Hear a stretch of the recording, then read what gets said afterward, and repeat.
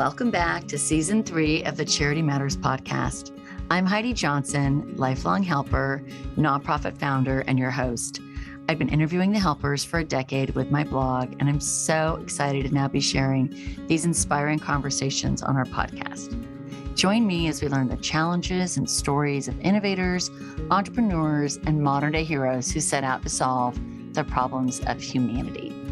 Today's guest is Matt Kamin, a two-time nonprofit founder, the co-founder of Envision Consulting, which is a nonprofit consulting firm, and the creator of the incredible podcast, NonProfit on the Rocks. Join us today for a really fun and fantastic conversation about all things philanthropy, giving, and gratitude. You're not going to want to miss it. Welcome, Matt. Thank you for joining us. Thank you so much for having me. I'm so excited. I'm not used to being on the other side of the microphone, so I'm excited for this. Well, I know you had me as your guest, and now we get to turn the tables, and it's kind of fun for me to have you in the hot seat. And you're not my typical guest. You are a nonprofit founder, and you do fit the profile, but you do so many things and have done so many things in the space of philanthropy that I think you are fascinating and fantastic. So I'm really excited for people to get to know you and your journey, because you just haven't stopped. You just keep going. And so I'm really excited to share some of that with everyone today. I mean, okay, I hope I live up to it. Oh no, you will. You do not disappoint, my friend. So obviously I got to know you when you interviewed me on NonProfit on the Rocks, which was super fun. And for people who haven't listened to NonProfit on the Rocks, I'm just going to give it a super quick plug. Matt invites incredible guests from the nonprofit space, but you have a cocktail, and it's cocktail hour, and you talk philanthropy and have a drink. So it's just how fun. I mean, it's just the best of both worlds. It was just really such a treat. But for you, with your journey, typically I ask someone to tell me about their nonprofit. But for you, I kind of want to go back. And I always wonder, are people born philanthropic? Is it something that they're raised with? How does that start? And your journey is so fascinating with all the things that you've done. Kind of give me a little bit about your backstory with your family and kind of your early philanthropic kind of moments. So that is a really good question. And I also agree, where does that come from, right? Why are we a nonprofit? Why do we take on jobs that pay nothing for more stress and more pressure? And where does that come from, right? Because we could have all just gone into the stock market. So I think that my nonprofit passion, my love that I have for this space comes from my grandma. And so my grandmother, very long story short, which you're going to say too late at the end. My grandmother was born with polio, and she moved to LA on her own with two kids and she put together a booth at Santa Monica Pier. This is in the 40s. And she started I don't remember what the game was, but it was a nickel and a dime machine. And she saved her pennies. This is what the story she told me. She saved her pennies and started investing in real estate. This is a woman in the 1940s in LA with polio on her own. She did have a husband. He wasn't the greatest. And so she was doing it on her own. And she grew this empire, this actual real estate empire. And so just first off, I'm just beyond impressed by this woman who was able to go and make all this happen for her family, right? And then my family. Right. As a huge part of that, she gave back. So I don't know ultimately, what her number was in her brain, but I would tell you 25% of whatever it was that she made, she gave back to nonprofits. And as a child, she used me to raise money. So I remember, I think the first thing that I ever did was I auctioned off a car, right? So I think one of her nonprofits, they raised a car, and she used me, a 6-year-old, to sell tickets to get, the car. And that was it. That was my first taste. And watching her do it, that was it. And she also inspired my mom and my dad to also give back. They chaired nonprofits. My mom did an enormous amount as well. And so in college, when I came out, that was the time. that was the time that it was like, okay, this is time for me. And again, like I said, very long story short, sorry, Heidi. No, but I mean, that seed of compassion was planted by your grandmother and cultivated by your parents and your experience. And so, seeds get planted all the time, but they don't always grow. Mm-hmm. They don't have enough sunlight. They don't have enough fertilizer. They don't have enough soil, whatever it is, they don't grow. But this seed was planted clearly by your grandmother, and it was watered and tended and cared for, obviously. And so you go to college, and, when we're going to college, it's such a time of our life where we're so self-absorbed. I mean, it's just really, we're not necessarily always thinking about others, but we are kind of aware of a bigger world, and we are kind of excited about the bigger world. And we do want to meet people and help and connect. But, most people go to college, they're not necessarily thinking about nonprofit and philanthropy. So what happened to you when you went to UCLA? What happened was I came out at UCLA, and truly in like 3 months, I came out to every single person in the world, and I only lost one friend, didn't have an issue with family, which was great. And by the way, I mean, I don't want to out your age, but you and I are roughly the same age. This is a time where coming out was probably still it was not as welcoming as environment as it is now. Maybe no, it was not great. It was definitely not great. My mom, my mom was the chair of the Joffrey Ballet, and half the guys in the ballet died of AIDS. And so not only was it, look, we couldn't get married, we didn't have the same rights. Yeah, it was a different time. Right. But also AIDS was rampant in our community, and so she was freaked out. So it wasn't. As a mother of a gay son myself, I understand that. Yeah. So that was a proud mother. I need to say a proud mother of gay son. Thank you. I appreciate that. Thank you. We need all the support that we can get. So I had no problem coming out. So I volunteered at the time it was called the Gay and Lesbian Center. I volunteered, and what we did was we went out on the weekends and talked to kids who were basically selling themselves in the park, Plummer Park in West Hollywood. And so the first kid that I ran into, the first kid that I talked to, he had been kicked out of his home, and he was from Ohio. And I remember looking at him, and he was my age, and he was on all the drugs you can possibly be on. And, he had a pimp, and he was trying to make money in prostitution. And I was looking at him, and I was saying to myself, I remember I was like, how in the world did I get so lucky? How did I get so lucky in this world? Right. And that was it. That was the switch. And the minute that happened, with everything that I had learned from my grandparents or my grandmother and my parents, that was it. And that was when I said, this is my life.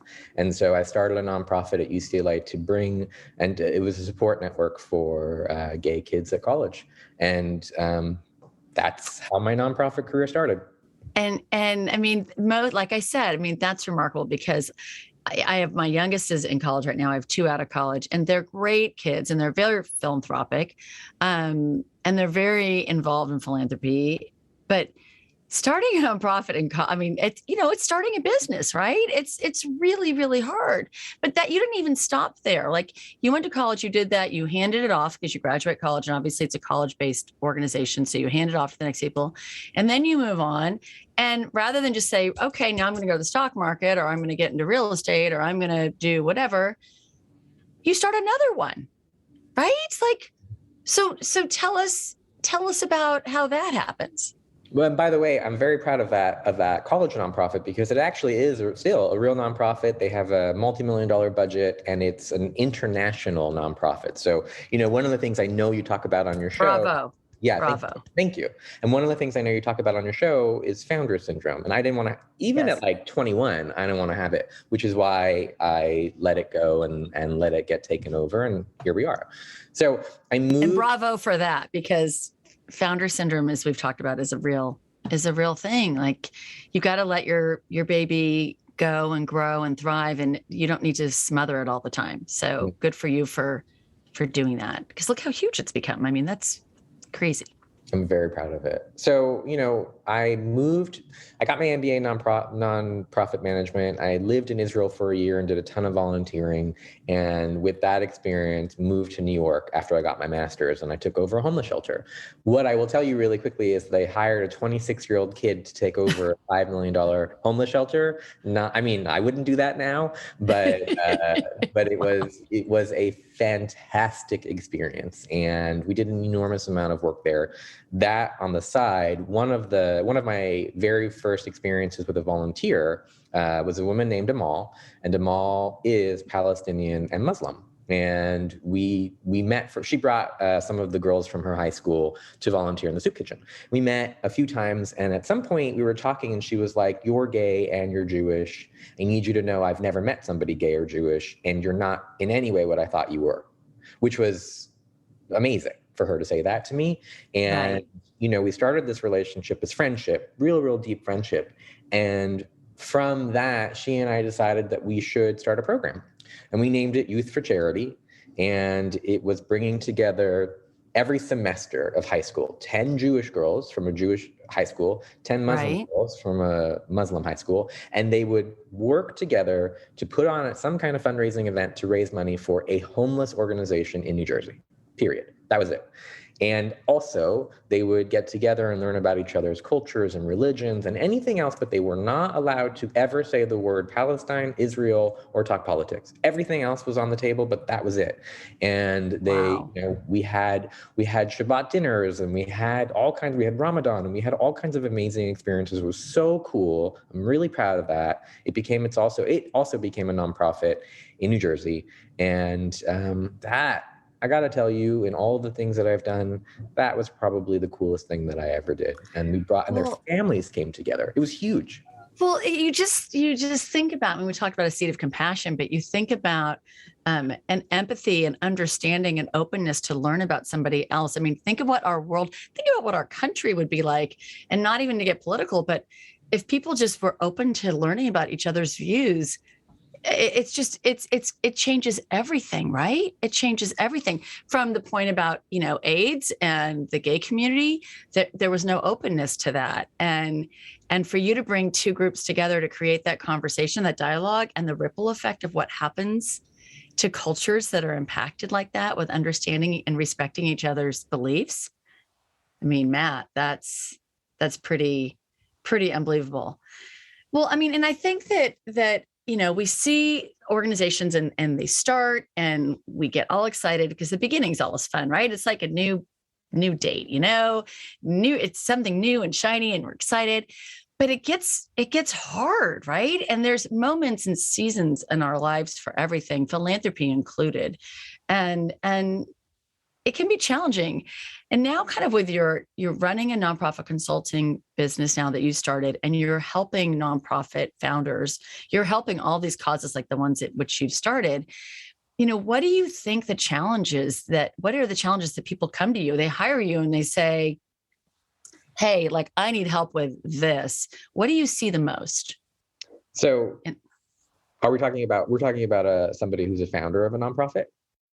Yeah, or just like when people come and say, "Look, I run a nonprofit and I need help, and something isn't working, something's broken, and I need to get professional help, and I'm going to call Matt at Envision Consulting, and I'm going to get help." What are the main things that you see people asking you? Like, what kind of challenges are you seeing? Sure. Well, so Envision Consulting is both strategy and search for nonprofits. That's all we do. So it's half strategy, half recruiting. And on the strategy side, it's strategic plans, board retreats. Mergers are a huge thing right now. And then on the search side, obviously, it's recruiting for C-suite individuals. Right. But when individuals call me, I'll give you an example. Here's a perfect example. I have a friend who started a nonprofit, and she has, over the last few months, been losing faith in her organization because she is not able to find the people to fundraise, period. And she is not able to raise the money, and she's been like beating her head against the wall trying to figure out what to do. And so we've had many conversations about, how she can do it and what she can do and who she can talk to.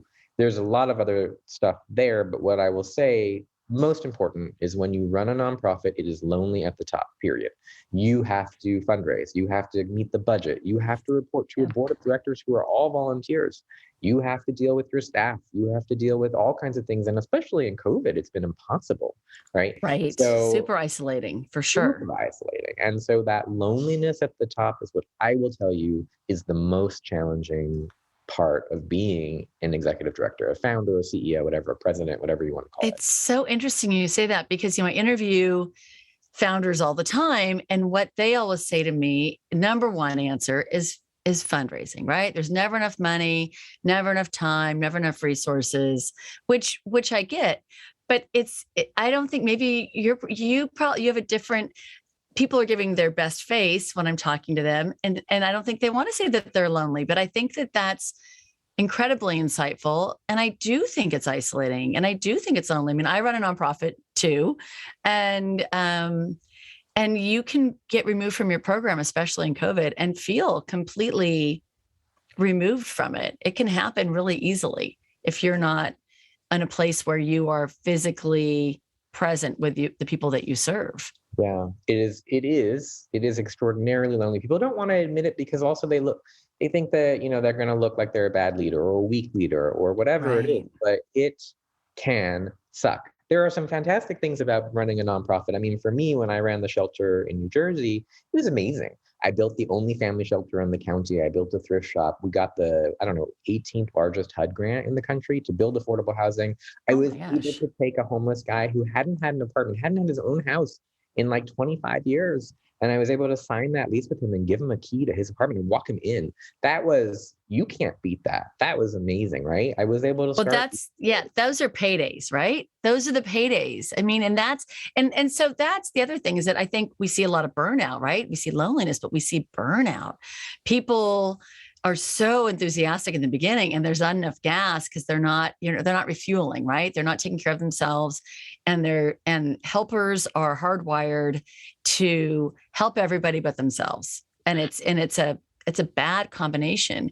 And so what do you think when like those, it can be overwhelming and you're carrying the backs, like, when I go to bed at night, I think of all the kids that I haven't maybe raised enough money to take care of, to provide the experience that I want to provide with the leadership organization that I run.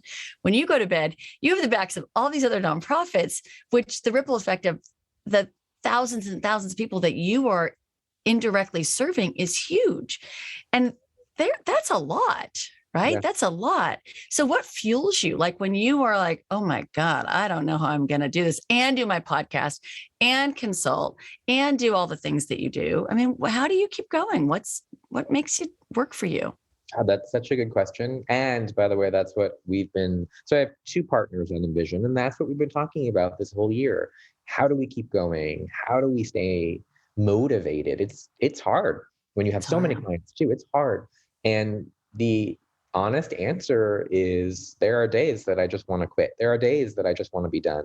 But it's really remembering why I do this at the end of the day, why it's worth sometimes being yelled at by a client, right? Why we put, it happens. So I'll give you an example of what makes me so happy. So we placed a CEO at a domestic violence shelter and we found her.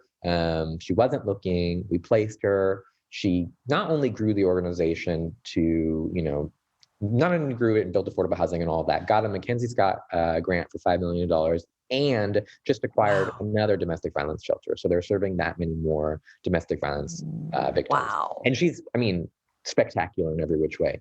That is something that wouldn't have happened if it wasn't for us, right? Right. So I may not be running a homeless shelter anymore. I may not be making those direct impacts in people's lives, but she is. And she wouldn't have had that job. She wouldn't have gotten it. They wouldn't have gotten her if it wasn't for us. So I feel like that's kind of what.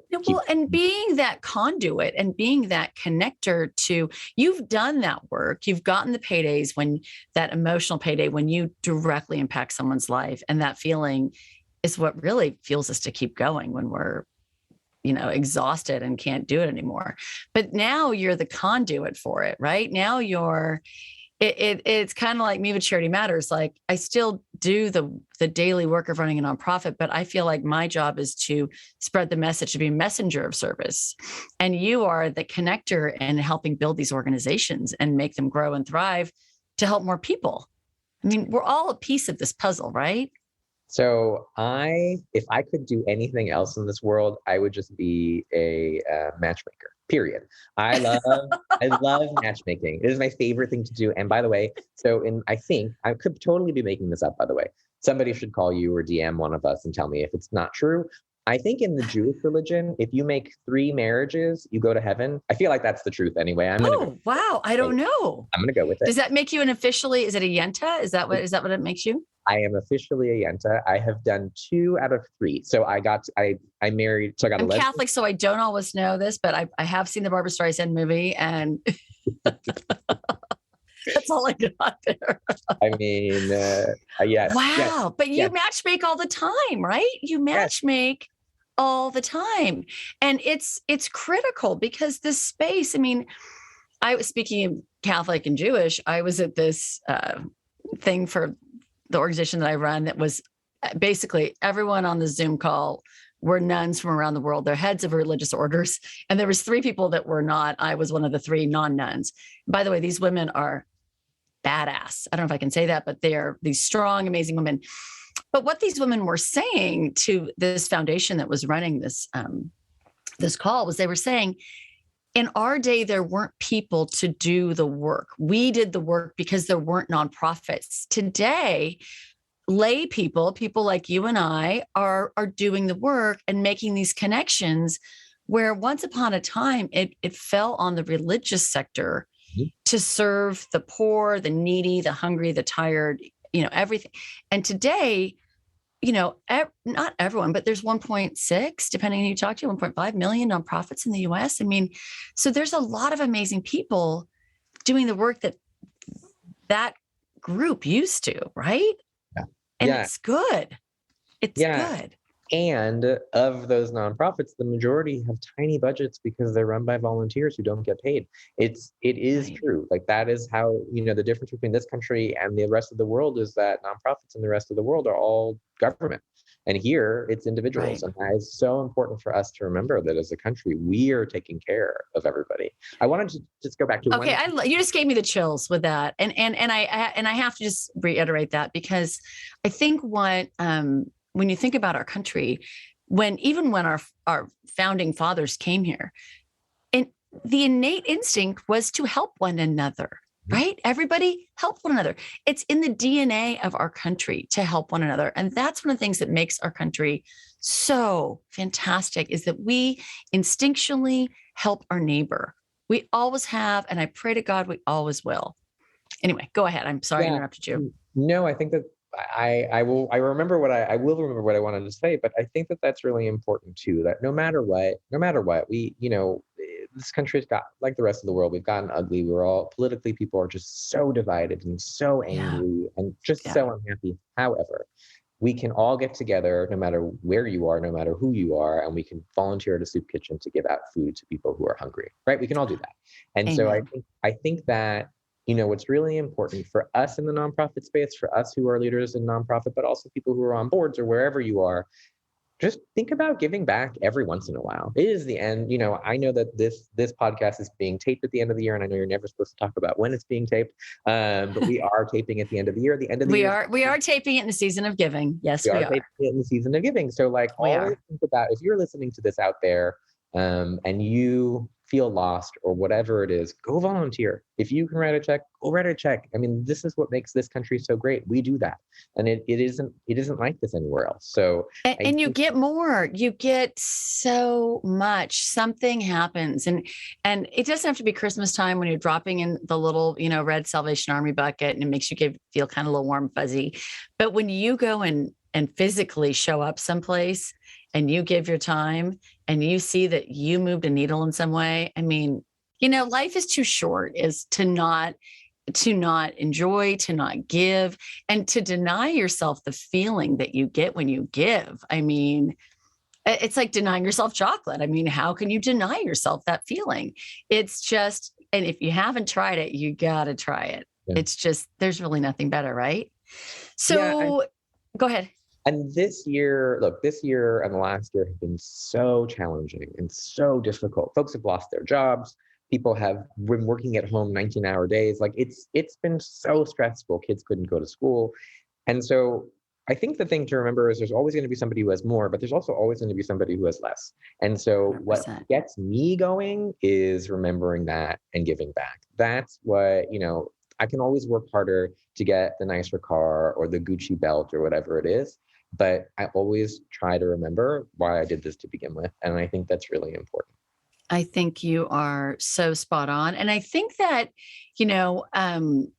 obviously empathy is a piece. It's like a spiral, because you're empathetic, going back to the seed that's planted, you're empathetic, you become compassionate, you help someone, you're exposed to a different perspective. And out of that, you not only learn and open your mind, but you gain incredible gratitude. And you cannot have joy without gratitude. And every time you serve, you're grateful for what you have. You realize, oh my God, I have food. Oh my gosh, I'm in a children's hospital and I have healthy kids. Oh my God, I can't believe people don't have the things I take for granted, like my health or food or a place to live or whatever that is. And from that, gratitude sparks joy. And the service just gives you so much more joy. So I think that's why you and I are two of the happiest people that we know. I mean, come on, doesn't get more joyful than that, right? I mean, it's just so good. Ask my husband if I'm that happy all the time, and maybe don't ask mine, because you're not going to like the answer. Okay. So do you have like a phrase or a motto that you kind of live by, or like a go-to thing that you say a lot? So I would tell you that if I had a motto that I would live by truly, is that there's always something you can do, I guess, at the end of the day, right? Like when I wake up and I think about what I have to deal with at work, and I think about staff unhappiness or happiness, client unhappiness or happiness, for me, it's always, what is the reason why I'm doing this? And ultimately, look, happiness is a choice, period. So work is not going to make me happy. My husband's not going to, it's a choice for me, but it's, what can I do? What is the reason why I'm doing this? What's the bigger purpose? And that's kind of the way that I look at it. But every job has that, by the way. It doesn't matter that you're a nonprofit. Every job has that. And so I would tell you that's what I live by every day. It's not exactly a motto, but that's but I think that's why you and I are the same people. People always say, like, Heidi, how do you do all these different things? And look at you, you've done all these incredible different things. To me, it's all the same.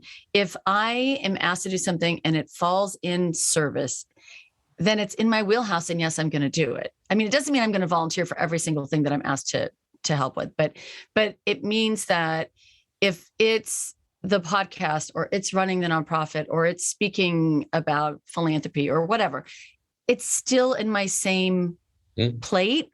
And to me, it's all the same work. I can't segregate it. I do segregate it for functionality, but in my mind, I have to ask myself, why am I doing this? And if this is kind of part of my greater good, my purpose of being here, which I think it is, then the answer is yes, I need to do this. So what's your motto? Well, if I had really a motto, it's two things. Like I have my little thing, like, what good shall I do today? But really, I kind of go by the Picasso quote, and I always mess it up. I never say it exactly right. If you have a motto, you should say it right. And I never say it right. But Picasso's phrase was, the main purpose of life is discover your gift, and the true meaning is to give it away. And so I work with, thousands of kids every year, and we try to teach them what their gift is, because I feel like people don't know where to volunteer or to give, because they don't think they have anything to give. And like, you're a musician, go and play it in the old folks' home or in the street. You have time, go to a soup kitchen. You have, what is your gift? I'm a leader. Like, I like to lead, and I'm a communicator. So how can I communicate the message of service? Right. So it takes a long time to uncover those gifts. And to me, that's like life's biggest journey, is discovering the gift and how the best way you can use it to help other people. Yeah. So that's kind of mine. But you just turned the table on me, because you're supposed to be the guest. Remember that? I did. I can't help myself. But it was, it's a good question. And I truly, really, I don't think about it. I just do it. And so that question kind of just caught me off guard a little bit, because I just, like I said, I just wake up and I do it, and I've been doing it for so long that I don't really think about it that way. But wouldn't it be great if everyone listening would just start thinking, like brushing their teeth, that somehow giving or helping someone would just be in their daily routine? Wouldn't that just imagine? I mean, wouldn't that be incredible if this conversation makes somebody think, yeah, I wonder what I could do. I think I could do something. Yeah. That would be great. So you've been on a wild journey. You've started 2 nonprofits. You started out, let's just say, your grandmother pimped you to sell tickets. Let's just start from the beginning. And then you started 2 nonprofits. And then you've started a consulting agency and the fabulous, fabulous Nonprofit on the Rocks podcast, where you also communicate about service and giving and all the great things and stories that you share and tell. What have you learned from all of this? I mean, what do you think your life lessons have been on this journey that you've been on, which is pretty remarkable, because you just are the Energizer Bunny, Matt. You keep going. You keep giving. You keep giving. And that's extraordinary. Oh, thank you. Really, really thank you. You're making me sound like I'm this really spectacular person. Yeah, because you are. I'm probably sorry, but you are. Honestly, I think what I have learned is to sort of stop complaining. Okay, that's really in the easiest way for me to say it is I am so lucky, and I think there are always things that I'm going to want. There are always things that are going to make me unhappy. I live in a great house. I have a great husband. My life is fine, truly fine, and I think that's what my grandmother at the end of the day has taught me. You get to where you need to be in life, and then don't forget it, and remember how lucky you are to give back, regardless of where you are, right? Like I said, there's always going to be people who have more, and there's always going to be people who have less. And I look, as a fundraiser, I mean, that's what I think I'm best at, truly, is fundraising. I never get mad at people who are rich who don't give their money away. That is not for me to. That is not. I don't either. That's not our job. That's not our job. No. And so that's what it is. It's just truly, truly, truly appreciating what you have, and just remembering that there are always people who have more and less, and that's okay. Just appreciating kind of what you have, and that's it. Also, I have to be honest with you, I always feel like I could be a better husband. That's like my biggest thing. I always feel like I could be a better husband. I doubt that, but I think everything starts with intention. And I think everything starts with that thought process. So if you think that you need to be better, then you're thinking about it. That's the start, right? That's the beginning. I don't know that he would say that, but here nor there, I think it's great. You always want to be better. And I think obviously just following your journey and all that you've done, I mean, Matt, come on, like, you make this world a better place. The world needs more Matt Kamins and more amazing people that are helpers, that are helping. And now you're helping the helpers in the biggest way by helping all these nonprofits, and also with Nonprofit on the Rocks. So tell us how we can find you, support you, for the nonprofits listening that need fantastic consultants, for people that just want to have a cocktail with you and say, I love this guy and I need to have a drink with him and know him more. You can turn on Nonprofit on the Rocks, but tell me where we can find you and support you and all that good stuff. Sure. So thank you, by the way, about Nonprofit on the Rocks. That started because my life is really all about networking and, as I said, fundraising. And so I would go out and have happy hours. That's what I did. That's what I always did every day, which is not great for my liver. And so when the pandemic happened and everything shut down, my staff was like, hey, you should put this on a show and still have your happy hours, but let people listen and do it as if you were doing it at happy hour. And that's honestly what I do. So for anybody who truly is out there who wants to start their own nonprofit, or is having struggles, or just wants to listen to some really spectacular people, as you have in your show, then listen to the show. It's Nonprofit on the Rocks. I think it's an hour. So it is an hour every time, but it's a really cool way to learn about people and why they do what they do. And it does have some really great nuggets of information. Like you did my podcast and you were fantastic. And I have to tell you, people called and texted me about how amazing you are and how much they loved you. So just know that about you. Well, I promise to share when everyone's calling and telling me about how great you are, because I know that I'm waiting for it. I'm getting ready. It'll be later, in the new year, but I'll let you know. You may get one or two. But I think I'll get more than that. I will tell you though, I really want Nonprofit on the Rocks to be listened to more, not for me at all, but to really learn about people's stories. That's really important. So that to me is one thing. If you are a nonprofit or a board member and you do need help with strategy, or you are thinking about retiring or looking for that next gig in nonprofit, look us up, envisionnonprofit.com. That is our website. And you can just Google Envision Nonprofit or Envision Consulting. And that's what we do. So, anybody out there who is at a nonprofit or wants to get it to a nonprofit, that's what we do.